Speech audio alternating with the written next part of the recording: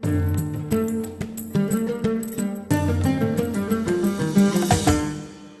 those of you that don't know, those of us who are into anatomy had every Facebook friend they had forward them this article that was out there about this new ligament that was discovered, the anterolateral ligament of the knee.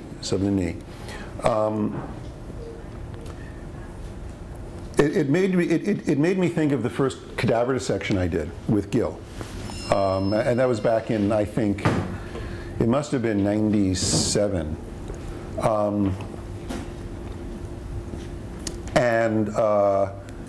There were certain things I really wanted to see. One of them was the relationship between the diaphragm and the transversus abdominis, which Gil acknowledges in the video he made when he was doing that dissection of the conversation we had in the lab, where I was all excited and all of that. And I wanted to see the inguinal ligament.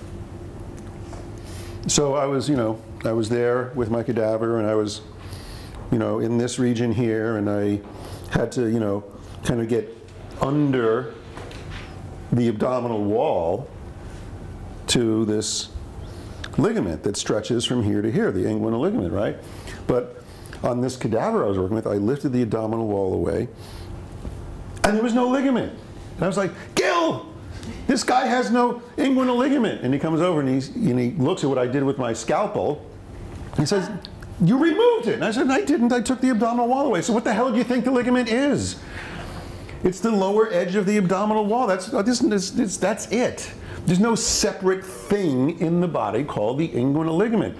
You can make it a separate thing by very carefully trimming away the ends of the muscle attachments from the rolled up edge that strings from this bone to this bone, and then when you leave that strip of tissue hanging there, that's the inguinal ligament. And that was my first like major blow to this idea I came in with, that we had parts, Don't fibers go in different directions on the abdominal wall? Well, no, they come in, they all converge on each other, they kind of roll under each other, and then, there's an edge. Basically, there's the edge of the abdominal wall is the inguinal ligament. There's no, you see it in drawings and paintings or whatever, and there it is, and certain things come out from underneath it, and I wanted to meet that ligament. And I couldn't, because I destroyed that relationship and it was gone. So, and then he showed me, they had a pelvis that was in the lab that someone had done. It was just a human pelvis with this little strip of tissue hanging from here to here. And I said, there, you want to see an inguinal ligament? There it is.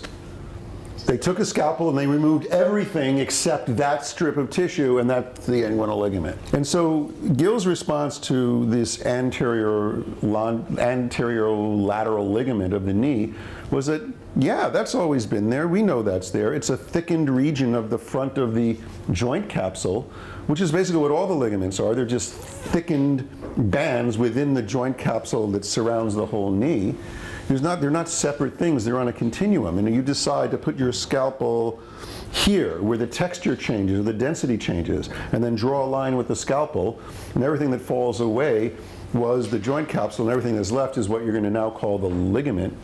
But there's no things in the body.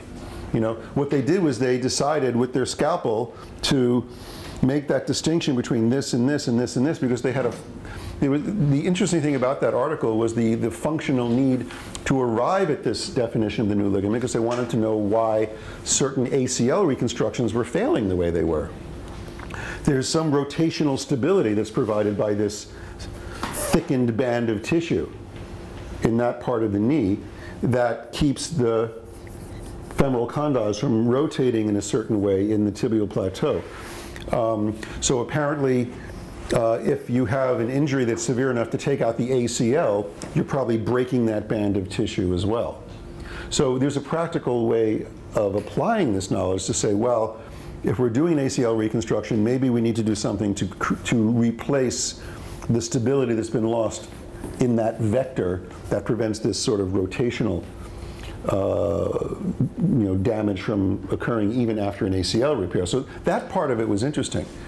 I used to think the knee capsule, I was very interested in the knee when I was doing the dissections, because I've had 2 knee surgeries myself, and I had my own experience working with my knees and other people's knees. A lot of yogis hurt their knees. We know your knee, yeah. So I was very interested in sort of getting into the joint capsule and seeing the complexities of it.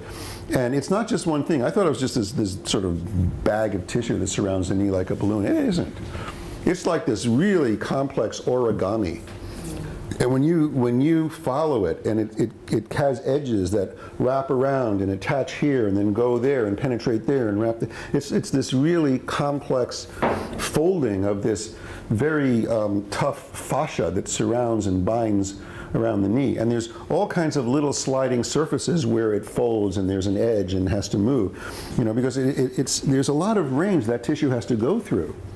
You know, and there's slack that occurs when you extend your knee in the front, and then there's slack that occurs when you flex your knee in the back, because you know you need that slack to allow this range of motion. So it's a very interesting structure, and what you realize as you're examining it is these things that we call the medial collateral, the lateral collateral, and now the anterior lateral ligament or whatever, which are basically just thickened regions of the capsule itself. There's no separate ligament from the capsule. The capsule is the capsule, and it has these bands that orient themselves in various directions to provide stability along all these vectors, and that's what we call the ligaments.